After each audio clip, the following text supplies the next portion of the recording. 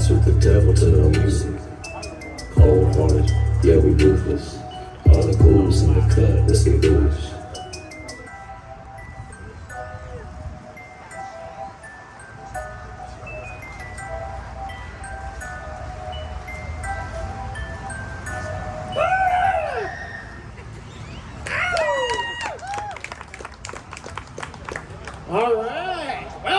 Welcome to a new episode of the Ghoulish Show.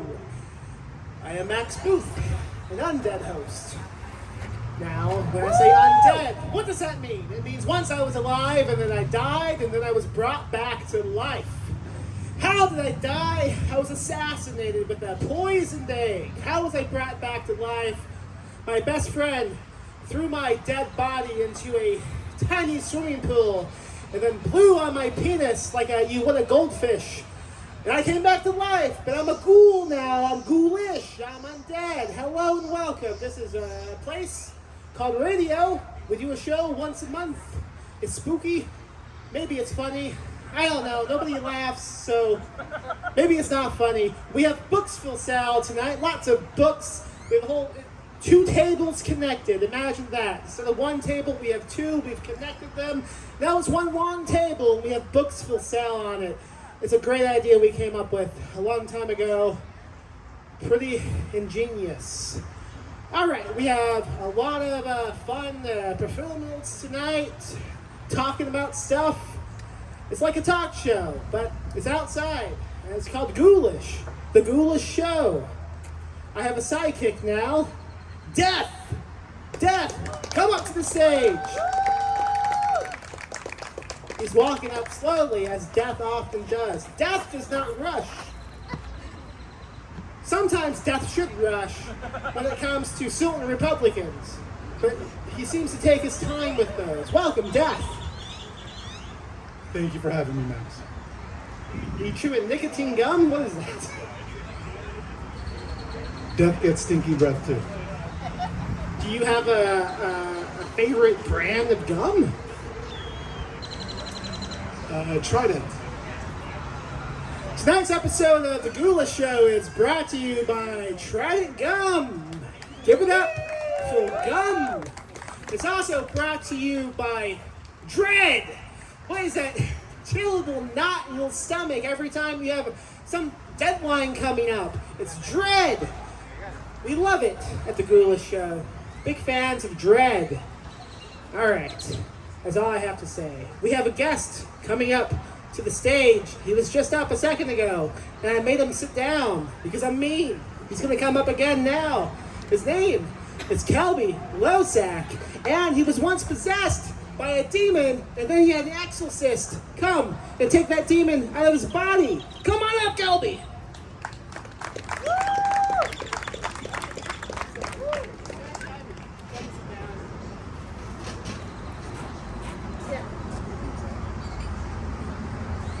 Do you know how to adjust the mic? Yeah.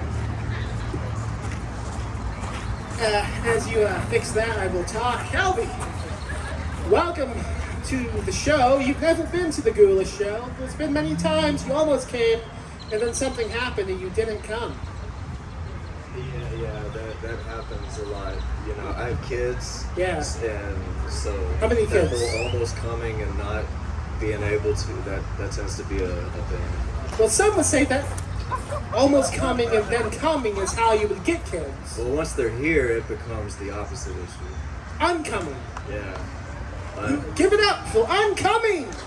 Yeah! You have a book coming out in August, a collection, is that right? I do. Yeah. Tell us about it. What is it called? What is it? God is Wearing Black is dropping in August. It's my first collection of short stories, running the gamut from cyberpunk to horror, a couple of things that you published, my only werewolf story. I've got a lot of new shit in it.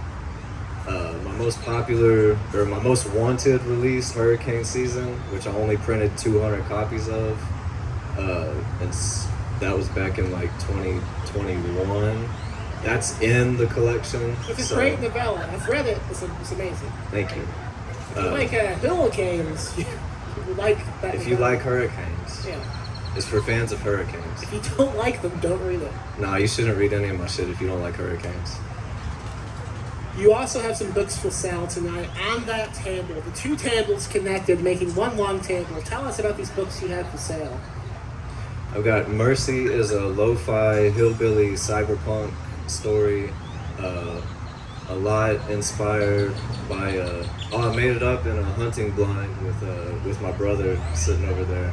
We were in between seeing deer, and I said, hey, this would be a crazy story, like this father who takes his son up to this bloodthirsty god, and he's got to sacrifice him like an Abraham and Isaac thing, but it's like this cyberpunk world, so they've got like robot arms and shit.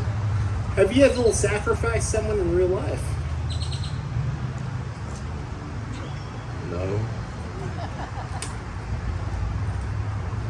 Okay. Moving on. You were recently hospitalized, is that right? You were in the hospital, sick with some illness. I was in the hospital, yeah, last week. What's going on with that? What happened? I was vomiting blood for a couple of months on and off, and just kind of kept working and grinding through it. Yeah, it's pretty awesome. How much blood are we talking? In between specs and copious. Nice. Now, I'm not a mathematician, so I don't know what we're talking about, but it sounds like a lot. Yeah, probably like 1 gallon maybe. 1 gallon. Not too much. So imagine 1 gallon of milk, but it's blood. That sounds okay. I'd try it. Sure. Yeah. Who wouldn't try it? If anyone would not try that, leave right now. So, do they know what's going on? I mean, what can you tell me and the audience about what's going on with you? Well, it kind of, when the doctor asked a weird question, he said, do you have a good relationship with your mother? And I was like, where is this going? He said, do you know a lot about your family history, whatever? I was like, I mean, don't nobody have stomach cancer or nothing. I'm thinking like, what are you trying to tell me?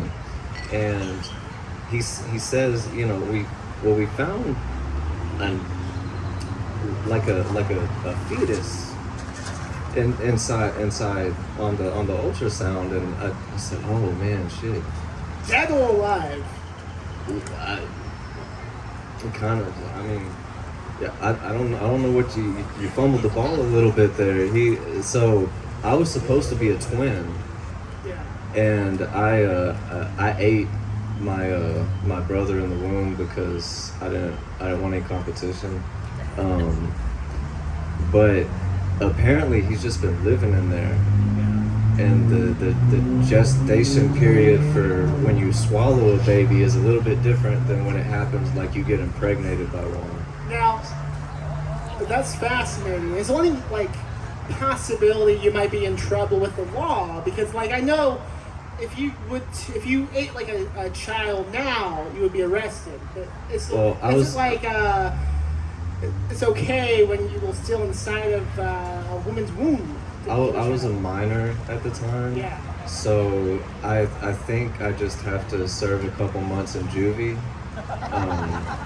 which is gonna be a little awkward because I'm 30 now. So.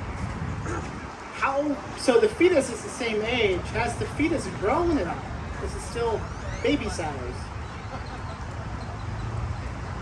I think it's still baby size. And what's the plan with the fetus? I'm having an abortion. In Texas? Well, I might. I know some people in that alley over there.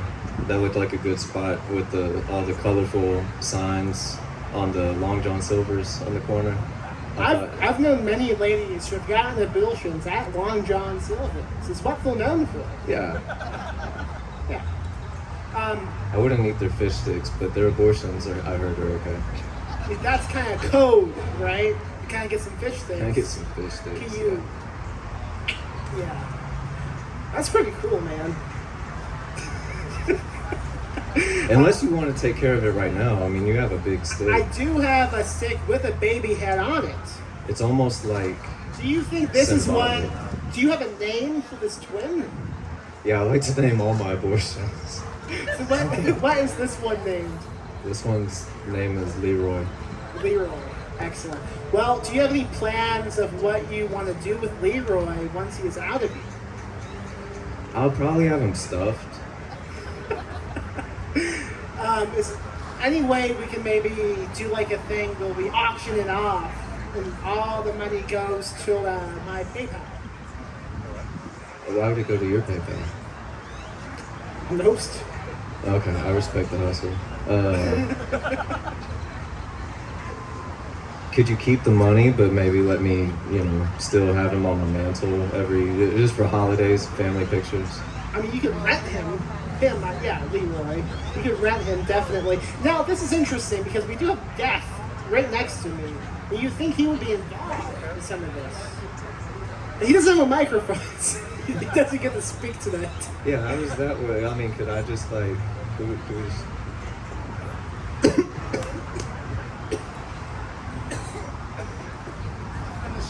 Imagine if he began vomiting blood right now.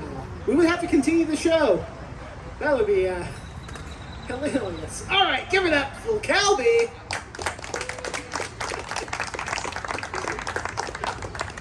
Next up, he has a skeleton hidden underneath his skin. Ryan C. Bradley.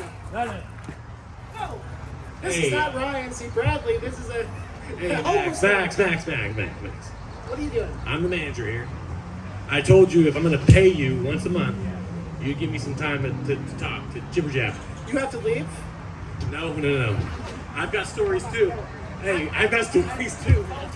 Hey, I've got stories too. Ryan C. Bradley, give it up. Skeleton hidden underneath the skin. But if you don't look under the skin, you can't see. It's like you're scared of bones. Don't worry. Skin, muscle, fascia, other medical stuff. It's in there. What do you know about circumcisions? I know my partner does like probably 5 to 10 circumcisions a month. It's like a tiny bit. Just a month? I thought you said a day. No. I don't think there's that many babies born. So we were talking about this before the show began. What do you do with the extra skin that is cut off? What is done with it?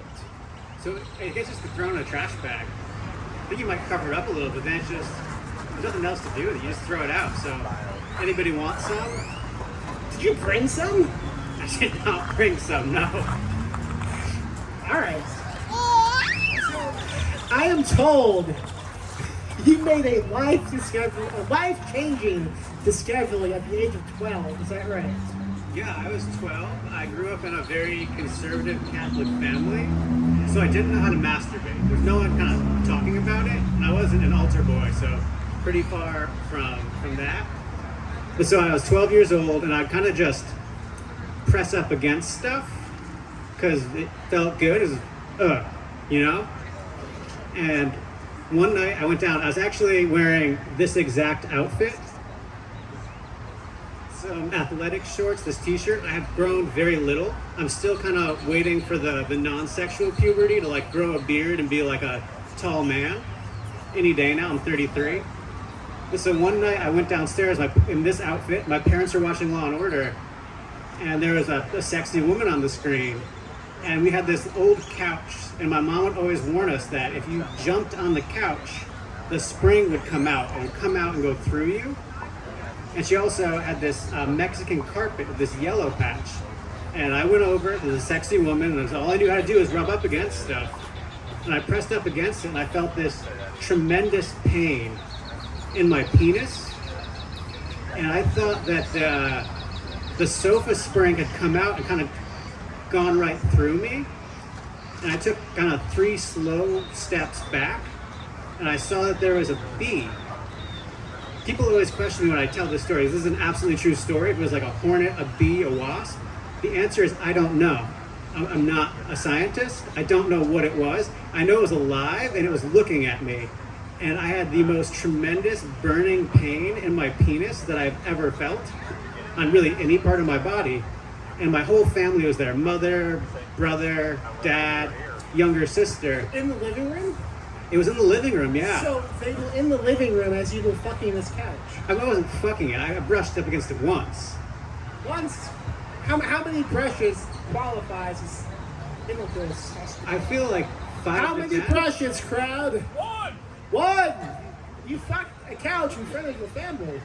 I did, and then because of the pain, and I was wearing these athletic shorts, I kind of just ripped them down because it hurt so much. And I started yelling, "A bee stung my penis." And my entire family was in the room, including my little sister, and they all kind of like, look. And I felt this tremendous shame that everyone could see my penis. So I put it back down, up. And then I pulled it back down because it hurt so much. And I kind of like was stuck like a video game character who gets stuck in like the wrong place. Just kind of repeats in action, ripping my penis out and then putting my penis back in and yelling, "A bee stung my penis." Until my mom gave me some baking powder and she was just like, "Go upstairs and make a paste," which I didn't know how to do. I was fucking 12. But eventually I got up there, I put the paste on, and like, it worked pretty well for whatever thing had stung me. So you exposed yourself to your family in an emotion I can only define as masturbating by taking it in and out, but the way you justify it is by screaming, "A bee stung my penis." I mean, it was pretty far from erect. It was pretty far from What's the opposite of erect? flaccid? I'm no scientist. Yet. Now, Right? Look at that coat. That's a scientist coat. Tell him, Jeff. oh, suddenly Death knows how to speak. Wow. As soon as the way to make me look stupid, Death can talk while he's chewing his nicotine gum. Okay. So did you go up, you create a paste for your penis. I assume you come back down. What is the discussion then? My brother killed the bee with a slipper. It was like, "This is how a man deals with it." Just like fucking wailed on it. Okay. Now, how many bees lived in this soda? Just one? There was just one. And it was on the yellow patch, so you couldn't see it because the yellow-black stripes really blended it in quite well. So what happened to the penis itself? I mean, was it swollen? Did it awaken a new fetish? No fetish. There wasn't like a huge effect. There was like a red mark on the shaft for a couple days. And Yeah. it wasn't super bad. So after the initial like horrible, horrendous pain. So if you pass a beehive, what are you instantly erect? What happens? I was like a happy. So if we showed you some bees right now, it would be like, "Oh no, get Ryan out of here. He's gonna get deleted from social media." Yeah, that's pretty much what would happen. You have a book out. It's called Saint Blood. Tell us about it. Saint's Blood is the story of a college professor who gets kidnapped when he's on an end of semester bender. And he has these people who are harvesting his blood, and he's trying to figure out why, and he's trying to get away, see if he can make it out. Zach Ashford described it really well as misery with a supernatural twist.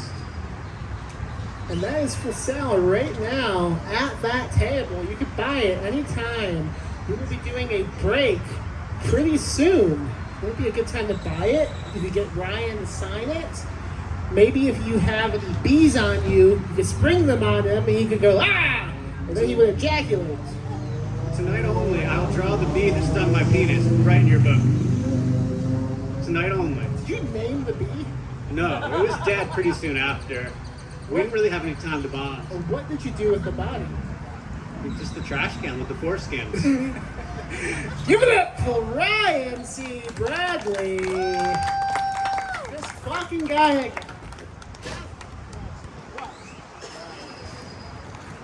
You got a bee fucker over there, Yes.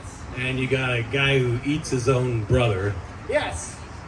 You can talk to me for a couple minutes. You not on the schedule tonight. I'm on the Also, schedule. you manage this place. You can be on the stage anytime. You don't need to be on the stage. I'm here, now. baby. I'm here. Get off the stage. I'm here. We have other people who have driven a long way. For the sake of death.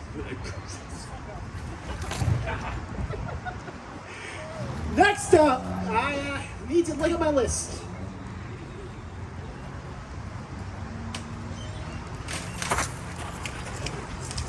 to Let's Go Stories. Give it up for Leticia Urieta. Yes!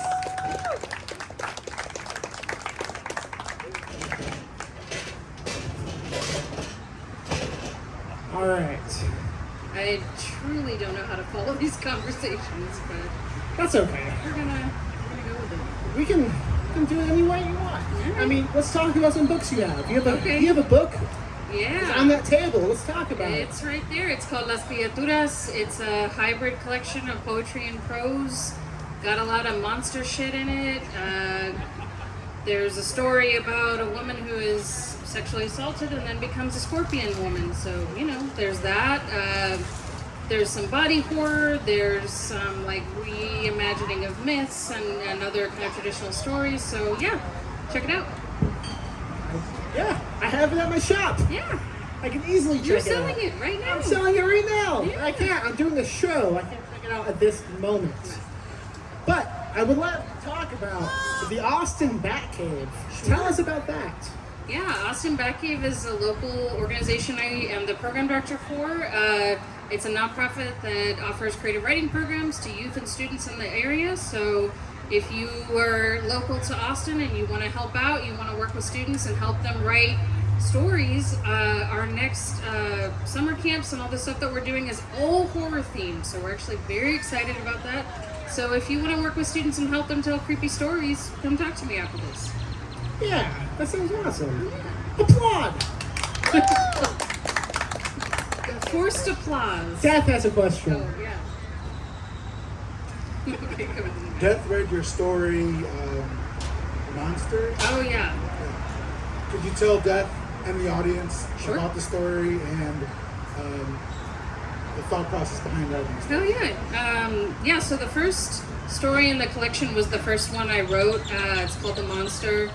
And it is kind of an imagining of what would happen psychologically to a young girl who is incarcerated in a detention center, an immigrant detention center, and kind of the monstrous transformation that she undergoes because of the surveillance and incarceration that her family undergoes. And yeah, I was working as a bilingual teacher at the time, also undergoing, stuff supporting my family family members who are undocumented, and so that's kind of where it came from. It's like just imagining, I guess, what kind of like fucked up, mindset a person has to have to literally incarcerate a child for doing nothing but existing. Yeah. So yeah. Yeah, is there any, Death has only read that first story so far. Okay, well, fair enough. Is there any follow-up, any plan for a follow-up to that story? Because it was left at a really good cliffhanger. Yeah, I haven't thought about a follow-up. I'm actually working on a YA novel about a young girl who loses her sister under mysterious circumstances, moves from Laredo to Austin, and joins the spiritualist movement. So that's actually where a lot of my energy is on right now. I'm trying to finish that fucking book because it's taking me so long. But yeah, that's my fingers crossed right now. And I'm also just writing a lot of weird body horror short stories, which is my jam. So yeah. Favorite body horror movie? Oh god. Okay. So the Thing is definitely one of the best movies of all time. It's one of my favorite movies. But if you haven't watched Malignant is one of the wildest freaking movies I've seen in the last couple of years, and I've watched it at least 4 times, and it never gets old for me. So yeah. That happened to me once. Did you? Yeah. Yeah. It's still there. It's gone now. And that's happening to Kelby, but from the inside. Yeah, I was gonna say, is there some? It might sprout eventually. Some resurrection. Have you seen that film? Yes. Oh, you need to see that. Incredible movie. Incredible movie. Rebecca Hall, one of the best actresses around. Yeah. She was also in, Lighthouse. yes, thank you. Great movie. Anything she does is awesome. And she was in a movie called Christine, which is also incredible. Have you seen Christine? Which, not the car one. No, it's about someone who was employed with a news station named Christine, based on a true story. And she shot herself live on TV. Oh. And it's about that. And she's great in it. All right. In the end, she shoots herself. live on TV. But that's what happened in real life. All right. All right, so I want to talk about the fact I'm told that you are terrified of needles. Is that correct? Yes, I used to be. Used to I've be. had a breakthrough. Okay. I am chronically ill, have a few different chronic illnesses, and so I go to the doctor a lot. I have to have blood work done a lot, and I used to be really scared of needles because I have veins that don't want to give up the blood. And I've had many instances in which a phlebotomist or a nurse will, stick me, and then just, if you've ever had, sorry for those who are squeamish, but if you've ever had that experience of someone digging around under the skin, searching for that vein. Death! You can't be We're afraid. talking about vomiting up a gallon of blood. I know. Come on. That doesn't like that. That doesn't like needles. All right, fair enough. But recently, I went in for a doctor's appointment, had to get some blood drawn, and this phlebotomist was doing that shit. And I really felt like I had almost an out-of-body experience. And as she was digging around, couldn't find the vein. The other little tubes of blood that she had collected started frothing and boiling, and some weird stuff was happening. I killed death. Yay. Way to go. Master of death. Would anyone like to be the new sidekick? Nope. Fair enough. All right. So, It's gonna sneak on. all right, welcome, right. Kelby. This is blood adjacent, right? Yeah. Okay. All right. Oh yeah. Oh, if you bruise easily, yeah. Blood is frothing. Yeah. How? Why? What happened? I think what happened is that the rage in my DNA unlocked something. Rage blood. Rage blood, Yeah, common. And so, the little. First of all, I'm like, I want to know why one test requires 5 tubes of blood to be collected. It never made sense to me. Also, what are they doing with that blood afterwards? That's always suspicious. They to me. probably throw it in the same trash can they do That's the skin. first thing. Yeah. Probably. Yeah. Maybe. I mean, I don't know. Have you ever thrown away liquid in the trash can? It's a mess. Yeah, that's true. Or baby teeth, teeth. Be- Look at any trash can, you're gonna find baby teeth. Yeah. My mom got really mad at me one time when I threw away all my baby teeth. Why? How old? That is a very good question. She had them in a little, this is an absolutely true story. She had a crystal, egg that she used to keep all my baby teeth in. And one day I was like, ew, gross. Why? And I threw them in the trash can and she got very upset. So I feel like there was some witch shit going on there that I disrupted in some way. I don't know what it was, but yeah. After you Yeah, maybe, I guess. should have recycled the teeth. Yeah. After you threw those away, did you find any difference in the blood issue? That's a good question. Maybe, I don't know, maybe throwing those away gave me power, but the phlebotomist was freaking out. The blood was frothing over, and then I started noticing that samples from other people were frothing over as well. Blood started congealing on the floor. What was the reaction in the room? What was anyone doing? I don't know. She was upset for sure. Not screaming yet, but I think that this was kind of the blood's revenge. That's pretty cool. Yeah. So what happened after that? Did they just say, go home, bye?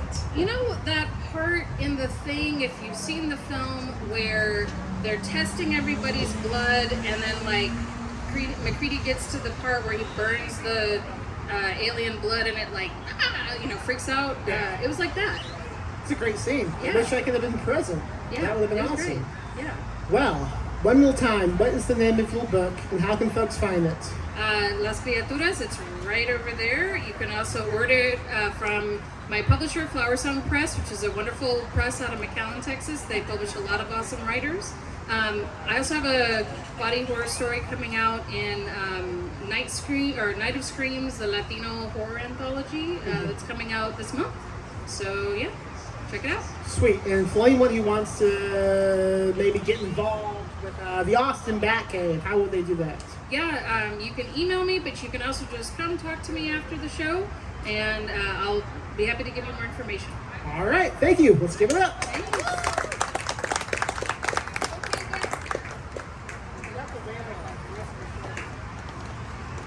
All right, well, 3 have come up. There's 3 left, but we are going to do a break. A 10-minute break. Get the You got time for a fucking break? You got time for a break, you got time for a story. You gotta give me 2 minutes. 2 minutes. 2 minutes. 2 minutes, then we do a break. Alright, sit down, you fucker. I got 2 kids, right? You know how you guys make kids. 10-minute break is coming up. Come back. We will do some more reading. In the meantime, you can buy some books, you can get a drink, use the bathroom, do a blood transfusion. We'll see you in 10.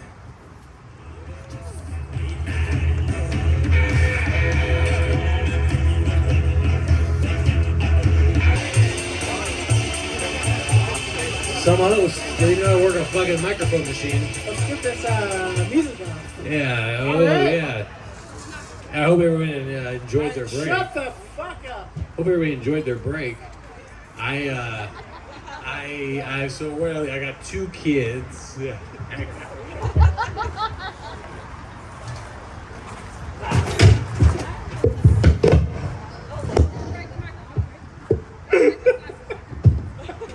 in the fucking equipment!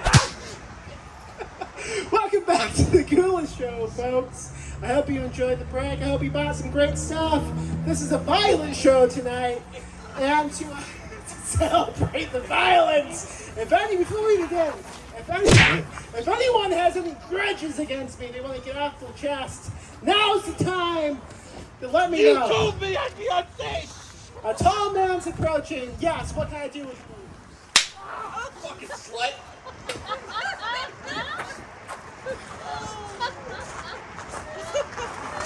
Next up is Michael Louis Dixon. Give it up for Michael Louis Dixon.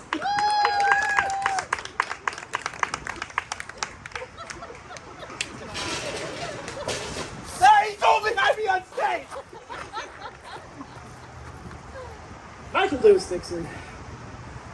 A man who once met a ghost while living in San Francisco. That's me. Pretty impressive. It was rather uneventful. That's okay. Yeah, ghosts are kind of timid. Can you move the microphone a bit? All right, how's that? Sounds great. Can you speak seductively? No. Excellent. You have a book called Sick. Sick. It's over here. How sick is it? It starts off fairly sick and gets sicker as it goes along. Pretty awesome, man. Why? That's a good point. Why didn't you call it It's disgusting? about somebody. It starts off with somebody who's sick, ill. They have a flu or something, and then it progresses into an extreme body horror, fungal, perverted thing that just goes off the rails. Sounds pretty sick, man. I guess we have to address something. So my psychic, Death, evidently has someone just hanging out behind them. What's going on? Bodyguard of Death? Death keeps falling down. Of the show. Okay, Kelby's protecting the show. So if anyone wants to begin a beef, we're going to have to talk to Kelby. But until then, Michael, I am told you have been mugged, almost mugged, not once, but many times. Talk about that. So, twice I almost got mugged, but there was some kind of cosmic fate intervention that saved me from a beatdown. The first time was in Detroit. I left my apartment and I put on my Walkman cassette back in the day with the big glowing orange headphones. I have no idea what we're talking about. It's a cassette player, portable What do you mean? headphones. Yes, it plays music and a cassette. And then had that in my inside pocket of my leather jacket. I was walking along and I see You know, it's dark, it's night, there's no one really around. I'm listening to loud music, like the Cramps or something like that, and I see someone walking down the other side of the street, and I didn't really think anything, they're far away. And then I notice he doesn't leave my peripheral vision. He's just pacing me. Is this in San Francisco? No, this was in Detroit. Okay. And he's pacing me and he's watching me. So I stop and I look at him and I reach in to turn off my headphones, turn off the cassette, and it goes, and he stood up really straight, froze, and then just took off. Dude just beefy got out of there. Detroit, Michigan. Yeah, Okay. and apparently it sounded close enough to a gun sound that he just took off. So I'm like, okay, and I just kept walking, but I stopped listening to my headphones at night. The second time, Wait. I lived in Detroit. So he was following in the United States. It was in the United States, it was Detroit. Right near Canada, but. So you think he was going to mug you because he was behind you? Because he was following me at one point. He started following me. And then once I turned off the cassette, which sounded like a chunk sound, Yeah. he freaked out Okay. and ran away. And I figured Maybe he thought you were going to mug him. okay, so maybe, fair enough. It was a kind of a shady place to be, Yeah. right next to the school. So this happened twice. The second time was in San Francisco. I had just California, United States. the United States Okay. of America. Zip And- code? I don't remember. So anyways, I used to work in the Galaxy movie theater over on Van Ness, and I had quit like a week before, but they were showing Exorcist 3 and I wanted to see it, and I had friends there, so I went to the movie. A friend of mine was working the door, he lets me in. I get in, the film had just started. I get into the movie theater and the manager comes in right behind me. He's like, get the fuck out, and sends me out to the back exit. I'm like, fine. And it was an alleyway behind the theater, and down that way was darkness and Polk Street, which there was a really nice fish and chips place, or I could go up to Van Ness where it was light, but I decided to go for fish and chips. What kind of chips? Lay's? They're basic potato, just big French fries. Crisp. They call them chips. Scottish. In San Francisco, they call it fries. It was a chips. fish and chips place. Gotcha. And so I started walking into the darkness, and I was just going past the dumpster when this big guy, I mean, really big guy. Yeah, Did he have a black hood on? He And was- sunglasses. he was dressed like a big guy. About 5 feet. I'm sitting down, and then and he came out. He was wearing like leather and denim, and he had like leather gloves with the fingers cut out, and he was punching like this. What decade was this? This is 1985, Is 86. this the movie They Live? I was like, oh my, I was shocked. Here's this guy towering over me, doing this thing like that. And Was he also snapping? well, he was looking at me, and I was just kind of staring at him, and then he looked down at my shirt, and then he stood up really straight, and he panicked. And he went to the left, Yeah. and I was dodging to the left to get around him, and so we like got in, stepped closer to each other. Then he went to the right, and I was going to the right, and then we kind of did this awkward dance, and we were frozen in this weird thing. And then he was faster than me. He dodged around me and he took off. Nice. And I thought, okay, well, I'm gonna go get my fish and chips. And I kept walking, and I looked down to see what was it about my shirt that freaked him out. And I was wearing this shirt that was given to me as a gift from. It had the seal of the Detroit Mounted Police, and all you could see from my jacket was police. It was a yellow shirt with black writing, and he must have seen police and thought I was a cop. Cops were known for wearing just t-shirts that say police. Say police. Detroit Mounted Police, what is that? I had a friend that worked for the Detroit Mounted Police, and they were basically cops on horseback. You know, they still ride around on their horses and crowd control and that kind of stuff. That's pretty cool. How did you get that? It was a gift? Well, apparently he had just gotten a promotion, and so he had a bunch of these shirts they had given him, and he just gave them out to his friends. He was a really cool guy, a bit older. What if you thought you were Sting from the Police? There was always never that possibility. And so he had been working there for years. The guy was like in his late 50s. Where I am No now. one's that old because he ride a horse. He wasn't. He cleaned the stalls. That's how he started out. And then he moved up to the promotion was to head jacker. Elaborate. Yeah, he was a horse jacker. So so Kids, listen up. so these are very specially bred horses. They're very strong, very virile. They only use male horses. They don't geld them, which means they don't remove their testicles. So they're fully functional. Are they circumcised? No. Okay. And so Do they like bees? they don't like bees at all. And as a matter of fact, though, so when they would go out and be around people and noise, that the streets are always noisy and stuff, they get skittish unless they had had sex. Yeah. So my friend's job was to jack the horses every day, just milk them. He had a machine for it. It wasn't like he actually did it by hand. Describe the machine. I never saw it. He just told me about it. I trusted him. What did he tell you? It was a machine. And Did this machine go inside of his mouth? I don't know. I do know that. So this friend of mine, his name was also Jack. His name was Jack, and I can probably say his last name because he's no longer with us. And so I'm sure the privacy's not a Did he concern. drown in hill scum? Well, so the official record is death by misadventure, but I think that it was conspiracy. Now, I have Death with me right now. He could probably tell us what actually happened. Well, see, that's the thing. What was his last name? No, really close. It was a Russian name.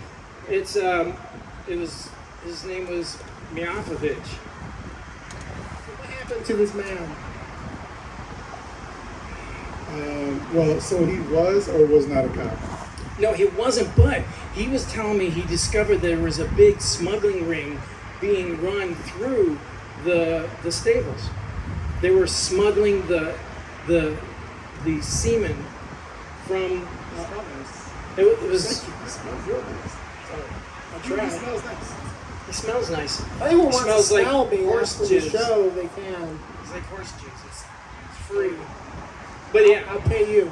so that we found out that these cops were involved in smuggling this jizz because it was really expensive on the open black market because of such high quality horses, right? And so I think that they took him out. I mean, think this: they found him. He didn't have a stitch of clothes on. He was completely naked. But where were his clothes?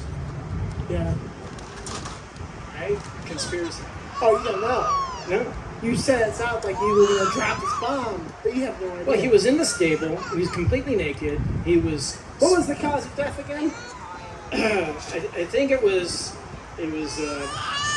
Like I said, it was death by misadventure. How did you know this man? He was a guy who used to just bum money at the corner, and I got to know him.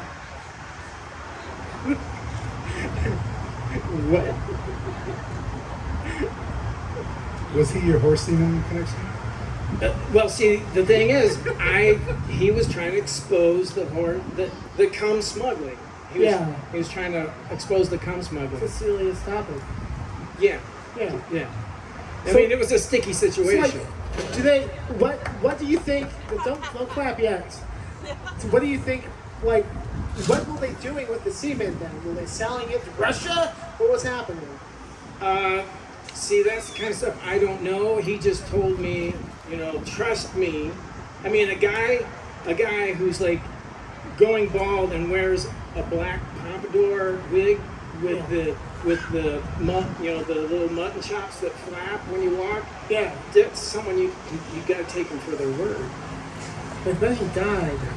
Yeah, and That's sad. yeah, it was really sad. They just buried him right there in the skull. Let's give a moment of silence for Jack. Miasovich. Give it up for Michael Louis Dixon. All right, next up, someone who has driven through the Bigfoot capital of Kentucky, Nate Southard. Yeah, Nate. Nate's coming up to the stage.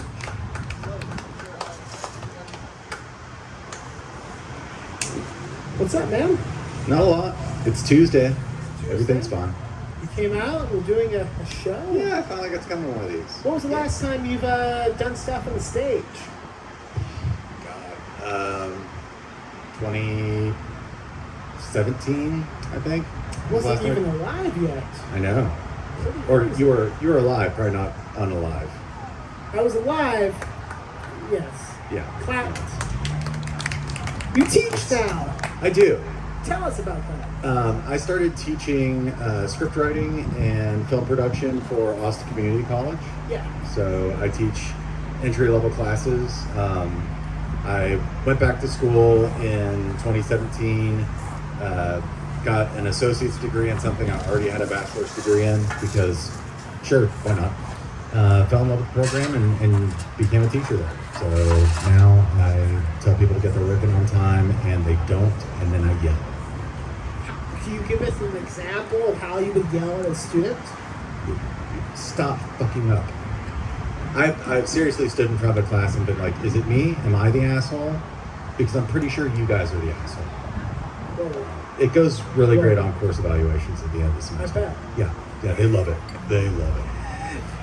if anyone was interested in taking one of these classes, how would they do that? Like I said, they're entry-level courses, so when I went back to ACC, I was a little shocked because I just thought community college, you walk in, you say, I want to take this class, you get to take this class. But there is actual enrollment procedures, so you will enroll at ACC, which involves giving in transcripts and blah, blah, blah, blah, blah, getting accepted, and then it's just a matter of signing up for the radio, television, and film program.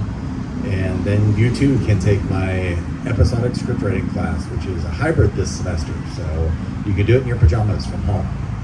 So since you teach, have you had many issues with the rise of AI technology yet? Not yet.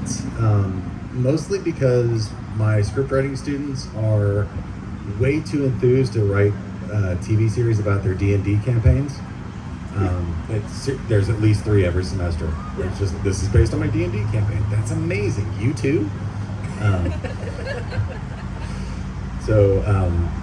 If ChatGPT finds a way to transcribe D&D campaigns, like, I am screwed. But until that illustrious day, Do you I have seem a to be plan safe. to fight them? No, I'm not Fists? not much of a fighter. I'll just weep. Are you crawl allowed into to a ball. hit the students? No. Have you I asked? asked, yeah. I can call them assholes. That's great. I What didn't can ask you them. not call them? Motherfuckers. Interesting. Yeah. Even if they do that. Yeah. Well, I'm not allowed to ask if they do, is the thing. Is Kelby feeding you lines? I'm not going to say that. Well, now I want to know. Nope. Okay. Let's talk about some of the books you have, because you've written books Yes. and you've made movies. Let's talk Yes. about that. Over there on the table, we've got several. We've got my collection. Will the Sun Ever Come Out Again? That's 4 novellas that are scary and sad, because for some reason I really love scary and sad. I have my novel Bad Dogs, which is about a white trash magician in a town full of white trash magicians called Sulphur, Indiana. And then I have Scavengers, which is a zombie book based on one of the small towns where I grew up. And what about the movie stuff you do? The movie stuff started back in 2018, and I have made 3 or 4 short films now. Yeah, I actually just got a short film accepted into a festival up in Waco that I'm not technically allowed to announce. But it's called A New Day, brought to you by Horizon Research Systems, and it is a corporate PR apology after a company ended the world. So, I think I may have seen that. I think I might have sent it to you. It's a good one. Yay. It's a good one. Yeah. Speaking of bad dogs, one of my favorite books you've written. Thank you. It's really good. Thank you again. Also released by Broken River Books. Yes. Kelby Losack, also published by Broken River. Give it up for that press. But that book takes place in a specific town. And I Yes. want to talk about that town because I am told it's a real town that your family is afraid of. Yes. So Sulphur, Indiana. It's actually based on the town where I grew up, which was called Aurora, Indiana. But there is a town in Kentucky called Sulphur, I am so confused. spelled Sulfer.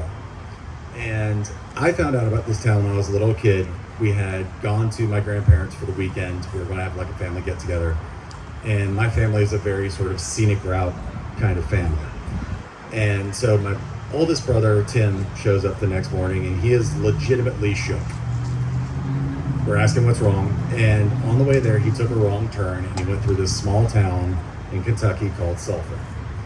And it is a tiny town in the bottom of a valley. So in the morning, it's just shrouded in fog.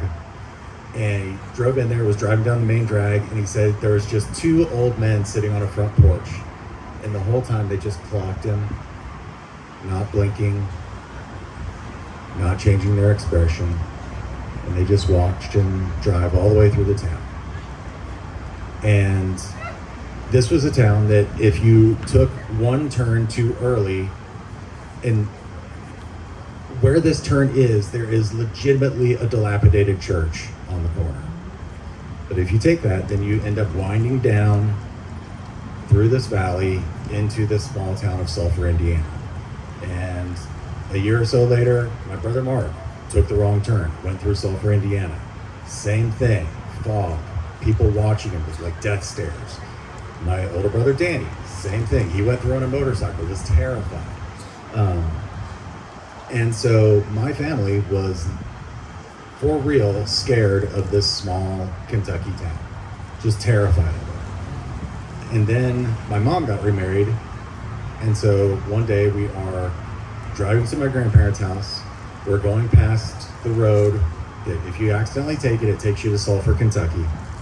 And me and my brother in the back seat freaking out.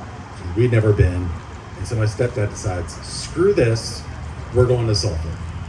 So how old were you when this happened? I was, I believe, 11. Okay. And my brother Matt was 14. Okay. So he takes this left turn at the rundown church, and we're going deep into the woods of Kentucky, trees blocking out the sunlight. We hit the top of the valley, we start circling down. At the top of the valley, there is a burnout warehouse that overlooks this terrifying little town. Me and my brother are almost in tears, like breath hitching in our chests. We get to the bottom of the valley, and it's just a fucking town. Yeah. It's sun's out, there's people in their front yards working on cars, there's kids playing frisbee. The scariest thing I saw was there was like a 6-year-old with no shirt on, like chugging a 2-liter of Mountain Dew. It was just fucking small town. But for whatever reason, my oldest brothers were terrified of me. Or they were fucking with me. It's really spooky. Frisbee? Yeah. Freaking soda? No. What do they call it in Kentucky? Pop? Soda? It's pop. It's pop. It's pop. I grew up in Indiana. I think you did too. Yes. So it took a we're- while when I moved to Texas to begin calling it soda because it was Yeah. always pop.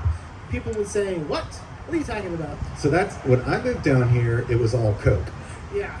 And it didn't become, mutated into soda at some point. It's kind of Coke. You could say I want a Coke, and they would say what kind. Right. They would most likely give you Big Red, Yes. which is disgusting. Right. But that was, when I was growing up, that's what I thought all pop was Big Red, because my family called it Red Pop. And the first time I asked for a pop and they gave me like a Pepsi, I flipped the fuck out. Explain? How so? Well, because Pepsi is garbage water. Agreed. But I mean- when you say you flipped out, did you I mean- physically attack someone? No, I screamed and pinched my eyes shut like as tight as my little 5-year-old eyes would pinched shut. You know, I was what we might call an emotional child.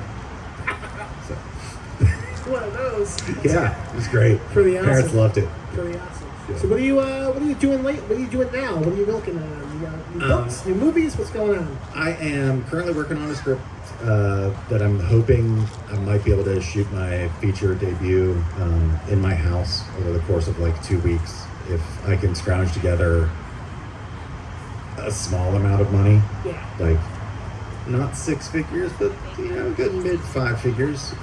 You doing some crowdfunding? Not yet. I've got to finish the script first, and then I've got to convince my fiance to let me shoot a feature in the house. When she's asleep. I don't think that's gonna work. If she's not asleep. Huh? She's a light sleeper. Fuck. Yeah. Okay. I'm out of ideas. As am I. No, I don't think so. I can't. I'm out of ideas. I'm not allowed to have drugs in the house at all anymore. So, Well, yeah, I know it's. But yeah, that's about most of my time. And playing a lot of video games. what are you playing lately? I just finished Horizon Forbidden West, and it was amazeballs. I don't know what that is. Oh, it's so good. You make that up? Huh? You make that up? No, I did not. You can ask That's someone true. out there. I don't know. Surely someone's played it. All right. Give it up for Nate. Any thoughts? Death? Anything you want to say? I didn't like the drug her comment. That was. We have a woke death. This is the last time I'll do God, this. this But hippie likes natural death. hold on. What are you doing? Hey, I'm the manager. I got your money here. You're gonna let me speak for 2 minutes, or you're gonna dance for it. Let him talk. Yeah. Should I let him talk? Yeah. All right, talk. So, anyways, I got 2 kids. Precious little things. You know, guys, they make kids. You gotta have love first. Lots of love, lots of cinnamon, lots of nutmeg, mostly nutmeg. But one day I was got home real late, and my kid comes up to me and says, "Daddy," and I said, "What?" He said, "What is this clump of hair?" And I said, "Where'd you eat death? Calm down. What are you talking about? It was a clump of hair. It was red. It was like nobody in my You have house kids? has." Yeah, 2 kids. I've had sex twice. Apparently. But it was red hair, and so it started with the hair, and I said, "Where'd you find this?" And my precious little daughter goes up to a wall and pulls more hair off the wall, and the wall screams. Oh, whoa, this shit's crazy. And it was a real flesh-like wallpapering kind of thing.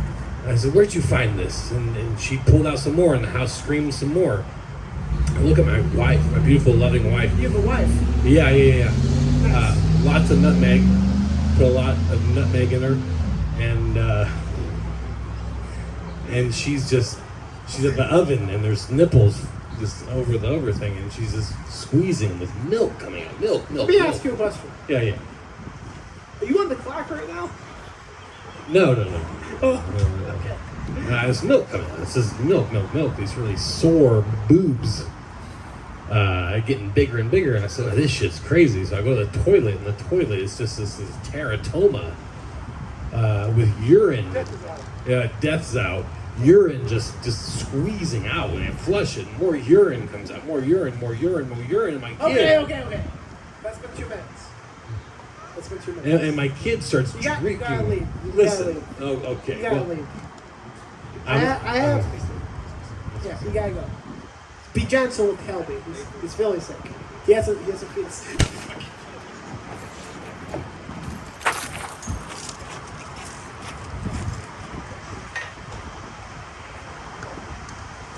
All right. This has been a night. Next up, my final guest. She was once the victim of an exploding crematorium, which ended up with maggots and rotten flesh raining down upon her from the ceiling. I have Susan Snyder coming up.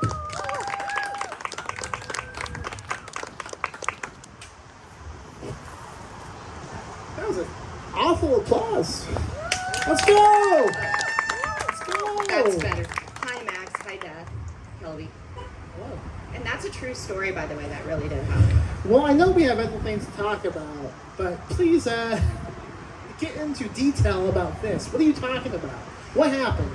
Yeah, I worked at an animal shelter, which also had an animal wildlife crematorium. So all the roadkill that they picked up on the roads sat in there for a while until we had enough.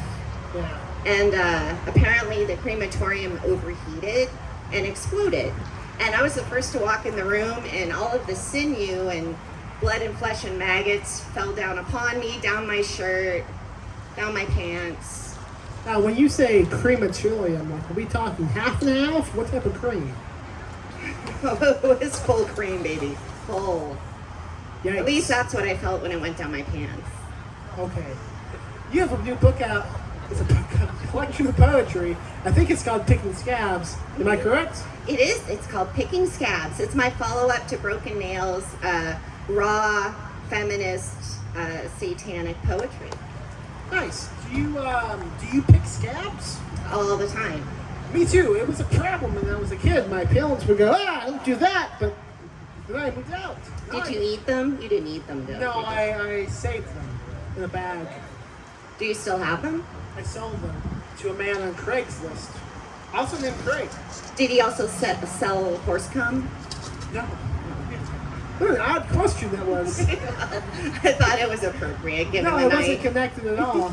It would be convenient for the show's sake, but no, he, the best of my knowledge, he did not sell anything. Nonetheless, hills come.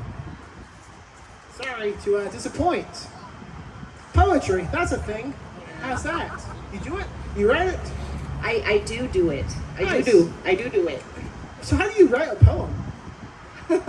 Very, very violently.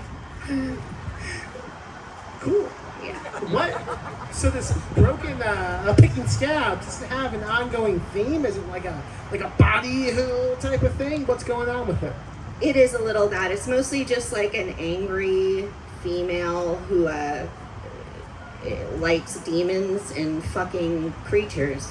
So, like, whatever. It's pretty boring nowadays. Everybody does that, so... Death? He fucks creatures. Now, speaking of creatures, I am told you had a horrific dolphin experience. No, this was last night. So, what's wrong with what I just said, then? No, You still had one last night. Yeah, I'm still kind of recovering. I didn't get any sleep. It was like the moment you realize dolphins are dicks. It was a revelation to me. So I've always wanted to swim with dolphins. Why? Because I thought they were intelligent, cute mammals, and so my BFF works at an aquatic theme park you guys might have heard of in San Antonio. It's called Ocean Globe. It's a little less known than the other one, but a little low budget. So anyway, I've been begging her forever to let me swim with the dolphins, but I'm broke AF. So finally, last night, it was Memorial Day weekend, right? Yeah. So there was no security guards, and the one that was working, she's bonking, so it was totally fine. So I went in there, and we got in the tank. I was super stoked. There were 3 dolphins, and everything seemed fine at first. They were all like, playing with us and stuff like that, and all of a sudden they all turned to me, made full eye contact, and went, and I was like, oh shit. What the fuck does Because that mean? that can't be good. I know. I don't know what that means. I was totally freaked out. They completely turned on my best friend. And it was an episode of sexual theater that I couldn't even imagine in my worst nightmares. I mean, they were blowing things out of the blowhole that was not breath and it was not water. It was like this creamy white substance. And I knew that, yeah. Half and half? It was full, not half. And I was horrified, and they proceeded to gangbang my best friend in front of me, and I'm just sitting there in this pool of blood and neoprene wetsuit parts and whatever that creamy stuff came out of their blowhole, and then they just whisked her away. One last little and off they went with her, and I like no idea what happened. I had no idea what happened. What happened? Okay, so I just got. That was like such a dolphin kind of thing to happen right now. Thank you, universe. But I was freaked the fuck out. Like, Your friend telling you she's okay. no, but can. Is I'm she getting okay? there. I'm getting there, Death. Hang on. So you should know, anyway. Whatever. I just called his bluff. So I was horrified, so I got the fuck out of there because I'm not going to be blamed for gangbanging my best friend to death. How Right? could you be? No. Maybe no, but you never know. So I got the hell out of there. I was totally freaked out. Got no sleep last night. I was just bugging out. And also, like a weird thing that happened was right before I left the tank, I heard this like guttural voice go, "Get out." So I don't know if it was like demonic possession involved. Yeah. Whatever. He's giving me nothing. No? Fine. Just be sexy and mysterious in your sunglasses. So anyway, Death is blushing. I wake up this morning and yeah, I just did not know what the heck happened. All I know are dolphins are dicks. But turns out she called me this morning and she was in a really good mood, like an oddly good mood. I mean, really good mood. So now I really think dolphins are dicks and I'm kind of pissed off. What are you gonna do about it? Well, I mean, I don't understand. Like, maybe I gained a couple pounds over the last couple months, but I look super cute in that wetsuit, and I'm kind of wondering why they didn't include me. Like, what was wrong with me? I'm just sitting there looking cute, and they just like totally gangbanged the hell out of her. And what about me? Do you think you might go back? Totally. I'm going back tonight. I'm actually meeting her at the Irish pub up the street, Yeah. and we're gonna go again. But I don't know how I'm gonna get them to focus on me this time, and I don't know what relationships she's had with these dolphins. So, Have you thought about dressing like a dolphin? well, obviously that's not going to work. I mean, they're attracted to Well, humans. how was the friend dressed? Like a dolphin trainer, dude. Like what? I don't know. I don't know anything about dolphin training. And the odd thing too is they weren't all males. They were called Peter, Paul, and Mary. Why is so- that an odd? Well, Mary was a hermaphrodite. Oh, that seems fine to me. No, it seems super fine, I'm and I pretty don't open to understand why they didn't find me attractive. Whatever. I mean, sure, I'm glad she's okay. I mean, she is rather injured, my best friend, but she seemed pretty stoked, and I'm like Is she in so the pissed hospital? off right now. No. Apparently, this happens all the time. Oh, okay. Death, any thoughts? Woke Death ain't touching that. Good, wise decision, Death. I mean, I have nothing to add to this. It seems like a dilemma. I have no advice. Yeah, there is no dilemma. I'm going in there again tonight, and we'll just see how it works out. But I am prepared. I've got all of my gauze at home. I've got my antibiotics, my Neosporin, my ashwagandha, and like all those things.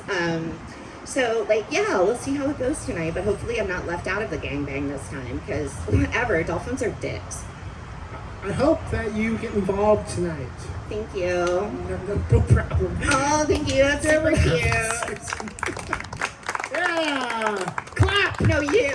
You peasants! Clap!